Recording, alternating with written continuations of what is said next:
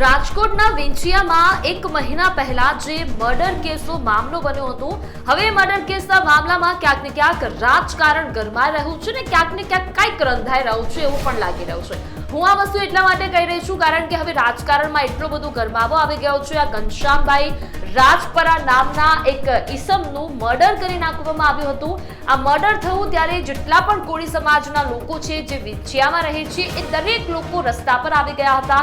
એમને પોલીસ અધિકારીઓ પર પણ હુમલો કર્યો હતો. હાલાકી ટીયર ગેસ છોડવાનો પણ મામલો ત્યાં સામે આવ્યો હતો. આ બધી જ ઘટનાઓ પછી 50 જેટલા લોકોની અટકાયત પણ કરવામાં આવી હતી. એમાં ઘણા બધા એવા પણ લોકો હતા કે જે નિર્દોષ હતા.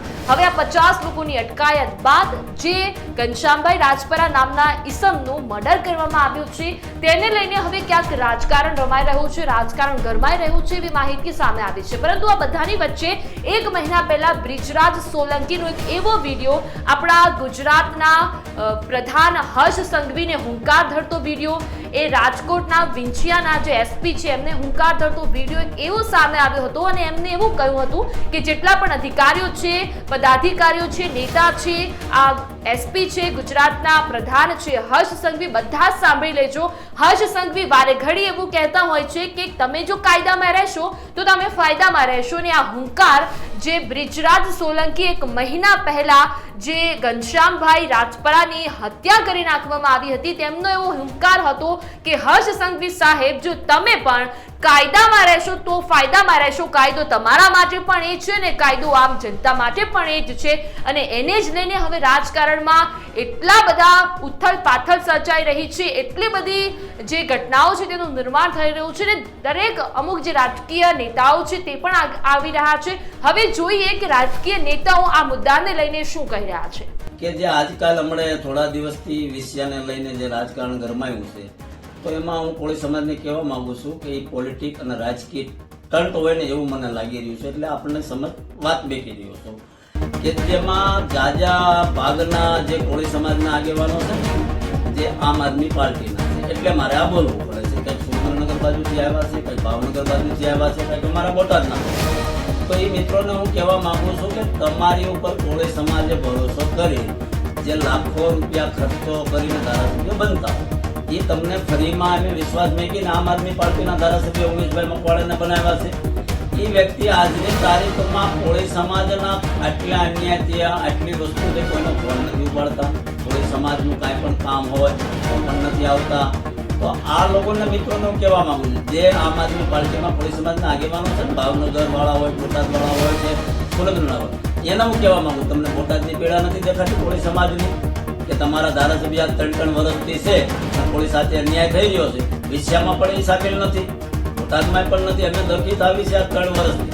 તો પહેલા હું કહેવા માંગુ છું કે આમ આદમી પાર્ટી વાળાના કોળી સમાજના આગેવાનો કે પહેલા ઉમેશભાઈ મકવાણાનું રાજીનામું અપાવો અને પછી તમે કોળી સમાજ ઉપર રાજકારણ કરવા નીકળો. આ તો તમે તમારી પોલિટિક ચમકાવવા આવ્યા છો.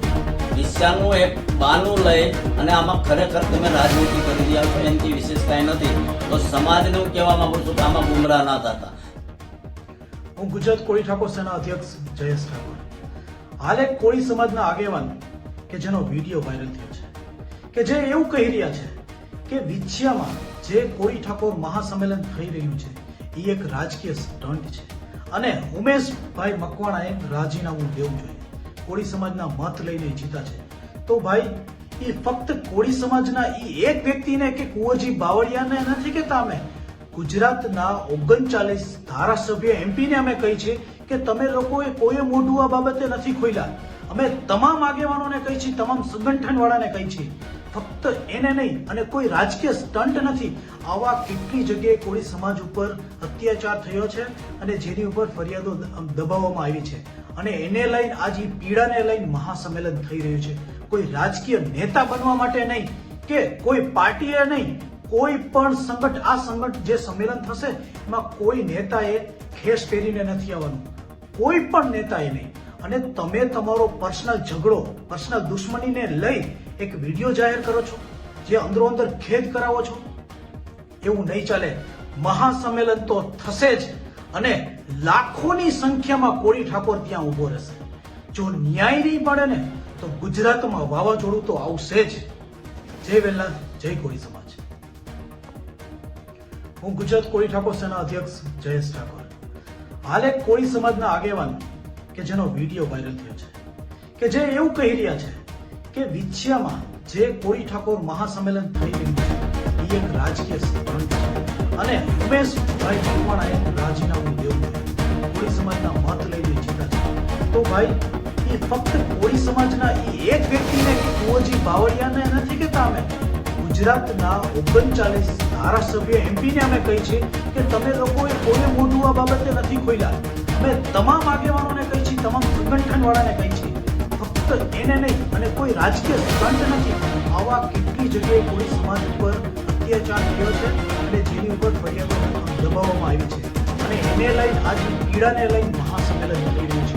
કોઈ રાજકીય નેતા બનવા માટે નહીં કે કોઈ પાર્ટીએ નહીં, કોઈ પણ સંગઠન, આ સંગઠન જે સંમેલન થશે એમાં કોઈ નેતાએ કેસ પહેરીને નથી આવવાનું, કોઈ પણ નેતાએ નહીં. અને તમે તમારો પર્સનલ ઝઘડો, પર્સનલ દુશ્મનીને લઈ એક વિડીયો જાહેર કરો છો, જે અંદરો અંદર ખેદ કરાવો છો, એવું નહીં ચાલે.